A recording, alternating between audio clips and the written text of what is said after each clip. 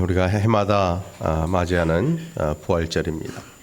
그러나 이 부활절은 한 해 한 해가 갈수록 우리의 믿음이 더 단단해지고 더 하늘에 대한 소망을 가질 수 있는 좋은 기회의 부활절이 되기를 간절히 축원합니다. 지난 주간이 고난 주간으로 지냈는데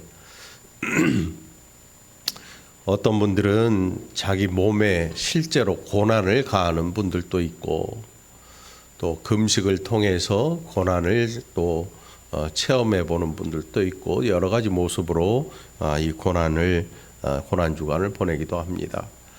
그러나 우리는 우리 육신의 고난이 중요한 게 아니고 그리스도의 고난이 나로 말미암은 것이기 때문에 내 몸으로 느끼는 고난보다는 오히려 그리스도의 고난을 묵상하면서 좀 더 경건한 한 주를 보내고 있었던 것입니다. 여러분들도 고난 주간 때마다 고난 당하는 것보다 그리스도의 고난을 묵상하는 이 귀한 성도들이 되기를 간절히 축원합니다. 자, 오늘 본문의 말씀을 통해서 우리가 함께 은혜를 나눌 것은 우리의 신앙생활에서 가장 중요한 것이 무엇인가 하는 것입니다. 여러분, 농사꾼에게 가장 중요한 게 무엇일까요? 수확이지요. 수확인데 아마도 그 처음 익은 열매를 농사 짓는 사람은 굉장히 기뻐할 것입니다. 처음 익은 열매로 인해서. 그래서 내가 심고 가꾸고 했던 그것이 자라나서 신기하게도 열매를 맺고 하는 그 과정을 보면서 그동안 힘들었던 땀들이 싹 들어가 버리고 잊혀지게 되는 거지요. 첫 열매, 성경에서의 첫 열매, 그것은 하나님의 것이었습니다. 하나님의 것.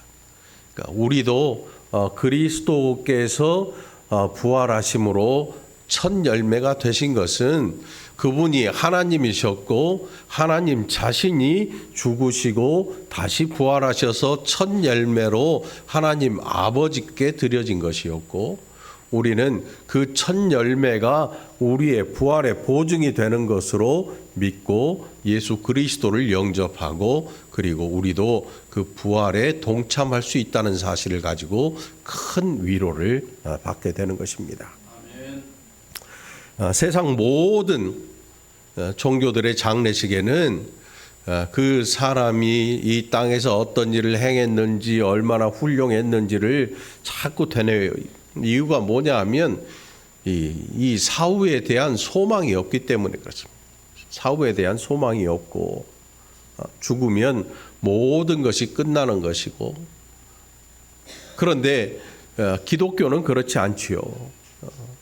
세상에서 그냥 뭐 이름 없이 살아도 오히려 더 큰 그 나라에 들어가는 하나님 나라의 백성이 되는 일로 우리는 마음에 큰 위안을 얻게 되고 또 가족이나 또 사랑하는 이들이 이 세상에서 삶을 마감하는 그 일에도 극한 고통이나 극한 슬픔이 아니라 오히려 소망을 가진 거룩한 슬픔이 있다는 것을 우리는 알고 있지요.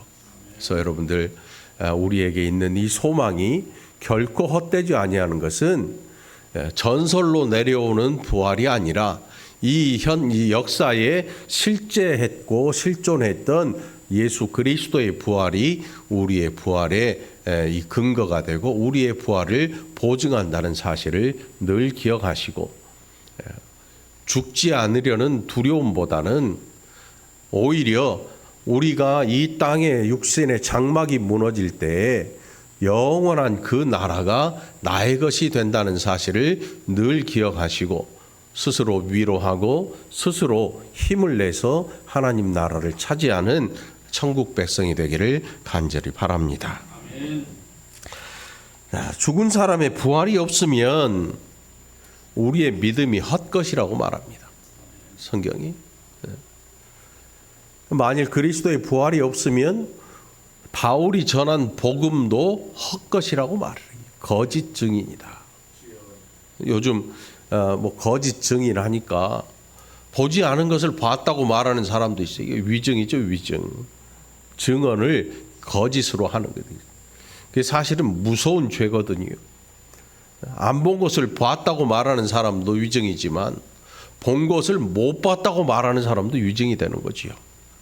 그러나 우리는 오늘 그리스도의 증인으로 우리가 하나님 앞에 참된 증인으로 살아가고 다른 사람에게 전하는 복음이 헛된 증언이 아니라 참된 증언임을 성령께서 보증해 주고 계신다는 사실입니다.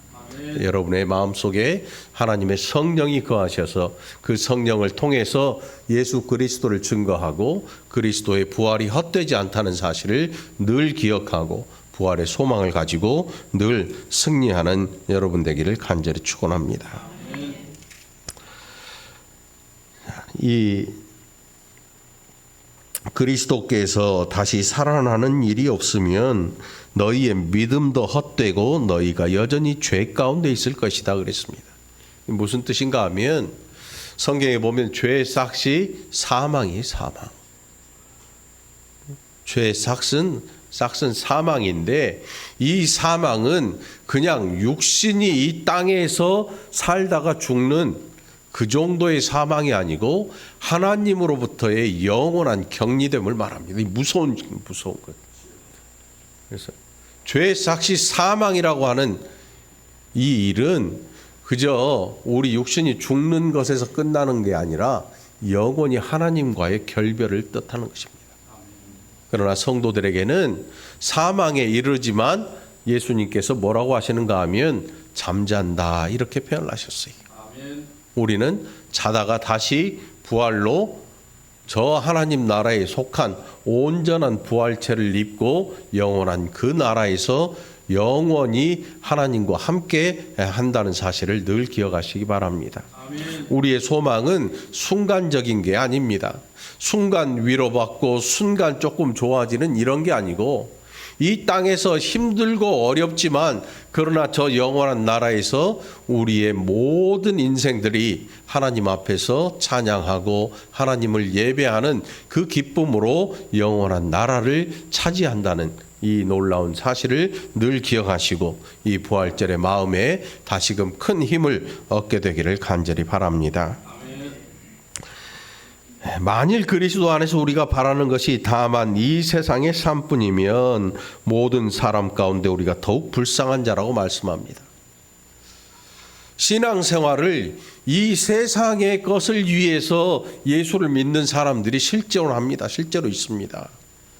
그래서 저 보이지 않는 그 나라의 소망이 아니라 보이는 이 나라에 대한 것을 가지고 어떻게 하면 예수를 잘 믿느냐 이거를 평가하는 사람들이 있습니다.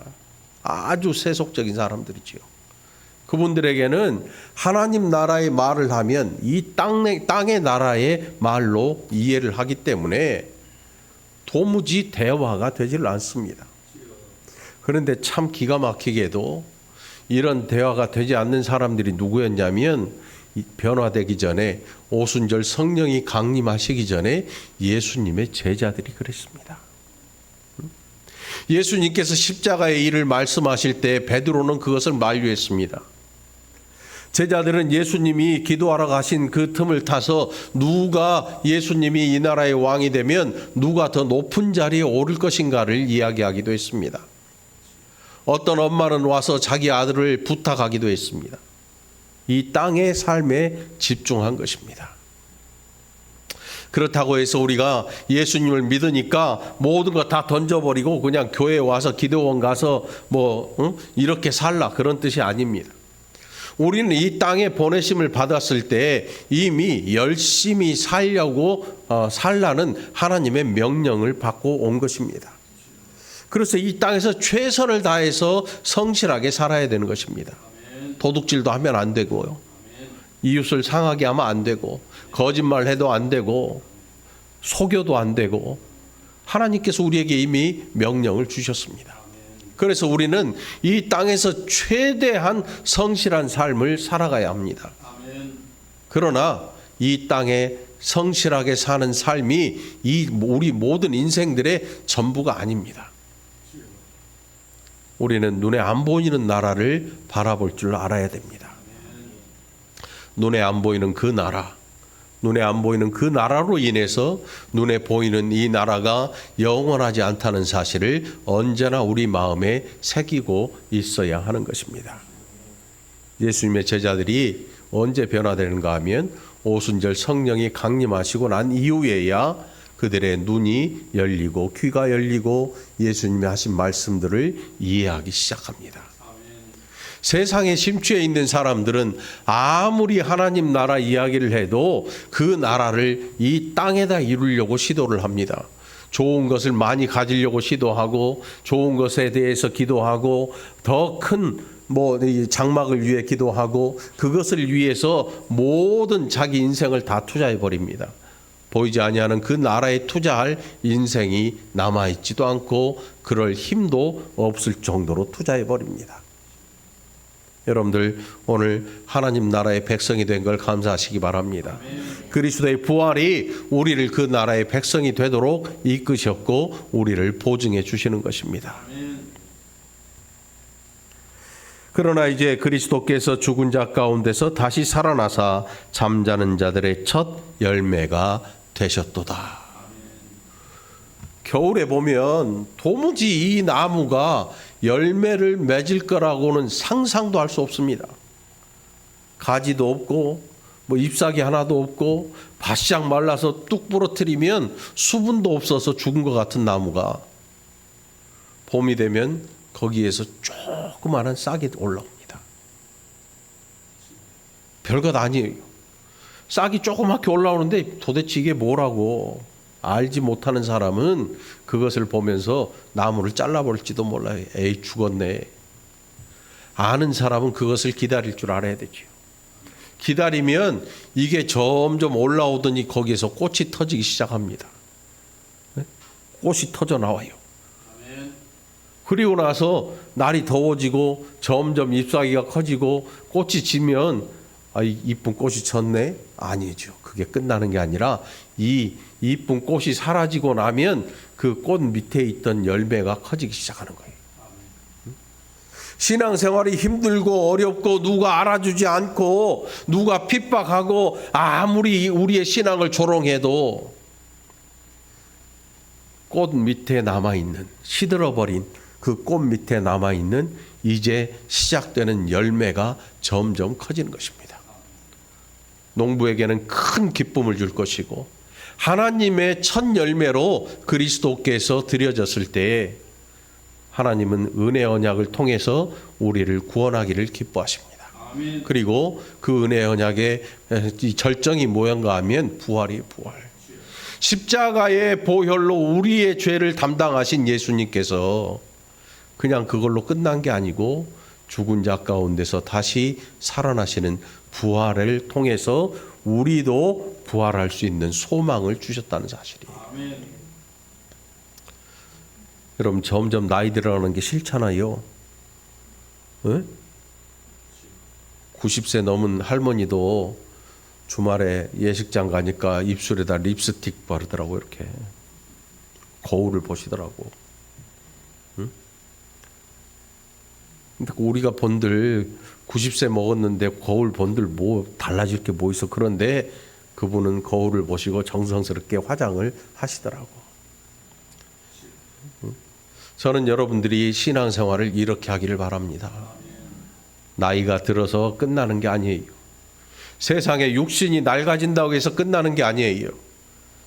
우리의 낡아지는 이 육신 이후에 아름다운 꽃이 점점 시든 이후에 그 밑에서 올라오는 놀라운 저 천국의 열매가 우리에게 존재한다는 사실입니다. 아멘. 그 열매를 기대하시기 바랍니다. 아멘. 그 열매 기대하시고. 그러니까 우리 권사님들, 연로하신 집사님들 나이 든다고 하소연하지 말고 툴툴대지 마세요. 왜냐하면 우리 육신의 꽃들이 점점 사그라지면서 그 밑에서 정말 아름다운 하나님 앞에 드릴 수 있는 귀한 열매들이 점점 커져 나오고 있기 때문이에요. 아멘. 그게 저와 여러분의 삶이기를 간절히 축원합니다. 아멘. 진짜 아름다운 건 뭐냐면 이쁜 게 아름다운 게 아니에요. 진짜 아름다운 것은 하나님이 기뻐하시는 삶을 사는 성도들이 아름다운 거지요. 네, 여러분들 그렇게 변화되시기를 간절히 축원합니다. 아담 안에서 모든 사람이 죽은 것 같이 그리스도 안에서 모든 사람이 삶을 얻는다고 했습니다. 아담으로 말미암아 모든 인류가 하나님으로부터 격리됩니다. 하나님 아버지의 은혜를 알 수도 없고 하나님 나라를 생각할 수조차 없는 그 인류에 하나님의 사랑이 들어오셔서 하나님이 은혜를 주셔서 그 나라를 알게 하시고 하나님을 알게 하시고 그리스도를 알게 해주셨습니다. 그래서 저와 여러분이 유대인이 아니고 이스라엘 사람 아닌데도 아브라함의 복이 이방인에게 넘쳐나는 이 은혜로 오늘 예수 안에 있게 된 것을 늘 감사하길 바랍니다. 그래서 우리의 신앙생활은 감사밖에 없는 신앙생활이 되어야 합니다. 감사밖에 드릴 게 없는 것입니다. 오늘 그리스도 안에서 저와 여러분이 새로운 삶을 얻고 그리고 살아가고 있습니다. 이 삶을 더 풍성하게 하기 위해서 우리가 해야 될 일은 많이 가지는 게 아니고 많이 얻다가 막 쌓아놓는 게 아니에요. 오히려 하나님 앞에 감사할 줄 아는 사람, 그래서 풍성하게 베풀 줄 아는 사람, 그런 은혜의 삶을 통해서 하나님의 큰 은혜를 마음껏 누려보시기를 그리스도 예수 이름으로 간절히 축원합니다. 기도하겠습니다. 하나님 아버지 감사합니다. 우리가 얼마나 때로 어리석은지 이 땅의 삶이 풍성한 것이 천국이라고 생각하고 이 땅에 우리의 삶을 다 투자해 버릴 때가 얼마나 많은지요. 이런 어리석은 우리를 하나님 긍휼히 여기시고 이제는 그리스도의 부활로 우리의 부활도 보증하셨으니 우리도 보이지 아니하는 그 나라의 영원한 삶을 위해서 우리의 모든 인생을 하나님 앞에 드리고 감사할 줄 아는 복된 백성들 되게 하여 주옵소서. 감사드리옵고 예수님 이름으로 간절히 기도합나이다. 아멘.